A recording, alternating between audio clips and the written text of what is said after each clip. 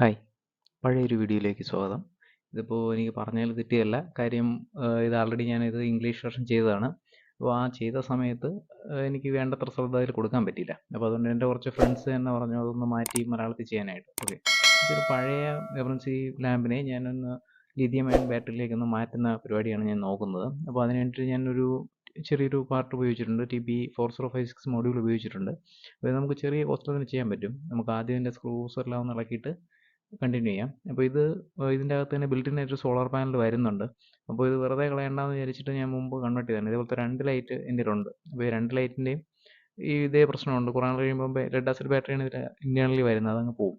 അപ്പോൾ ഞാനതിനെ റിമൂവ് ചെയ്തിട്ട് അതിൽ 2 ബാറ്ററി വെച്ചു. ഈ 2 ബാറ്ററി ഞാൻ ലാപ്ടോപ്പിൻ്റെ പവർ ബാങ്കിൽ നിന്ന് എടുത്തതാണ്. ഓക്കെ, 18650 സെല്ലിൽ നമുക്ക് ലാപ്ടോപ്പിൻ്റെ ബാറ്ററിയിൽ നിന്ന് ഈസി ആയിട്ട് നമുക്ക് എടുക്കാൻ പറ്റും. ഓക്കെ, എന്നിട്ട് ജസ്റ്റ് ഒന്ന് സോൾഡർ ചെയ്ത് കഴിഞ്ഞാൽ ഈസി ആയിട്ടിരിക്കും. ഇല്ലെങ്കിൽ നമുക്കൊരു ഹോൾഡർ ഉപയോഗിക്കാം, നമ്മുടെ താല്പര്യം അനുസരിച്ച്. ഓക്കെ, എന്നിട്ട് നമുക്കൊരു ആൻഡ്രോയിഡിൻ്റെ കണക്ടർ വെച്ചിട്ട് ഈ TP4056 കണക്ട് ചെയ്യാം. ഓക്കെ, ഇതിൽ ഞാൻ ഉപയോഗിച്ചിരിക്കുന്ന മൊഡ്യൂൾ വിത്ത് പ്രൊട്ടക്ഷൻ ഉള്ള മൊഡ്യൂളാണ് ഞാൻ ഉപയോഗിച്ചിരിക്കുന്നത്. ഇതിൽ ഓവർ വോൾട്ടും അണ്ടർ വോൾട്ട് പ്രൊട്ടക്ഷൻസ് ഉണ്ട്. പിന്നെ ഇതിൽ വരുന്ന സോക്കറ്റ് ഞാൻ ഉപയോഗിച്ചില്ല. അതിന് പകരം ഞാൻ ഒരു ആൻഡ്രോയിഡ് ചാർജിങ് കണക്ടറാണ് സെപ്പറേറ്റ് ഉപയോഗിച്ചത്. ഒരു 10 രൂപ 20 രൂപ റേഞ്ചിനകത്ത് നമുക്ക് ഈസി ആയിട്ട് കിട്ടും. ഈ ബോർഡ് ഏകദേശം ഒരു 40 രൂപ 50 രൂപ റേഞ്ചിൽ ആമസോണിൽ തന്നെ അവൈലബിൾ ആണ്. ഞാൻ 2 എണ്ണമായിട്ട് വാങ്ങിച്ചപ്പോൾ എനിക്ക് 100 രൂപയ്ക്കാണ് കിട്ടിയത്. പിന്നെ ഇത് റോബോ.in എന്നുള്ള സൈറ്റിലും കിട്ടും. നമുക്ക് പിന്നെ ഇത് LED ഞാൻ റിമൂവ് ചെയ്യില്ല. മാക്സിമം ആ ഒരു പാനലിനോട് ചേർത്ത് വെച്ച് കഴിഞ്ഞാൽ നമുക്ക് ഈസി ആയിട്ട് LED കത്തുന്നത് അറിയാൻ പറ്റും. അപ്പോൾ അതുകൊണ്ട് വേറെ ഹോളൊന്നും ഇട്ടില്ല. പിന്നെ സ്വിച്ചും കൂടെ ഞാൻ ഈ സൈഡിൽ പ്രൊവൈഡ് ചെയ്തിട്ടുണ്ട്.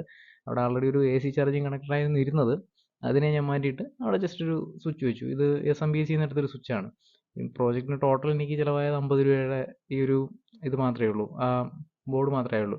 പിന്നെ സോളാറിൻ്റെ വയറും LED വയറുമാണ് മുകളിൽ നിന്ന് വന്നിരിക്കുന്നത്. ഓക്കെ, ഞാൻ ജസ്റ്റ് ആ വോളിയം നോബ് പോലെ വരുന്ന പോർഷനിൽ ഞാൻ ജസ്റ്റ് ആ ആൻഡ്രോയിഡ് കണക്ടർ വെച്ചു.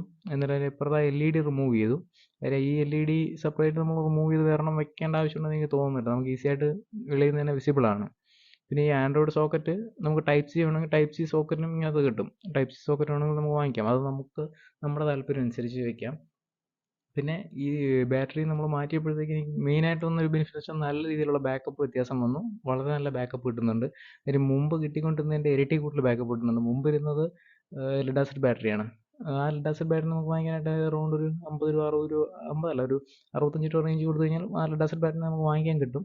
പക്ഷേ എൻ്റെ ബോർഡിനും ചെറിയൊരു കംപ്ലയിൻറ്റ് ഉണ്ടായിരുന്നു. അത് കാരണം ഞാൻ മെയിനായിട്ട് അത് ലെഡ് ആസിഡ് ബാറ്ററി മാറ്റാതെ ലിഥിയം അയൺ ബാറ്ററിയിലേക്ക് തന്നെ മാറ്റിയത്.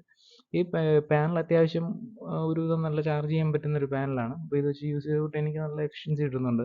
ചിലപ്പോൾ നിങ്ങൾക്ക് തന്നെ നോക്കിക്കഴിഞ്ഞാൽ അറിയാൻ പറ്റും. അത്യാവശ്യം നല്ല വെട്ടമുള്ളൊരു എമർജൻസി ലൈറ്റാണ്. നമുക്ക് പിന്നെ ഇത് വെറുതെ കളയേണ്ട കാര്യമില്ല. കാര്യം ഇത് വെറുതെ ഒരു വേസ്റ്റ് ആയിട്ട് കളയുന്നതിനെക്കാട്ടിലും നല്ലത് ഈ പാനലിനെയും ഇതിൻ്റെ ആ LED പാനൽ സോളാർ പാനലിനെയും LED പാനലിനെയും നമുക്ക് റീയൂസ് ചെയ്യാം.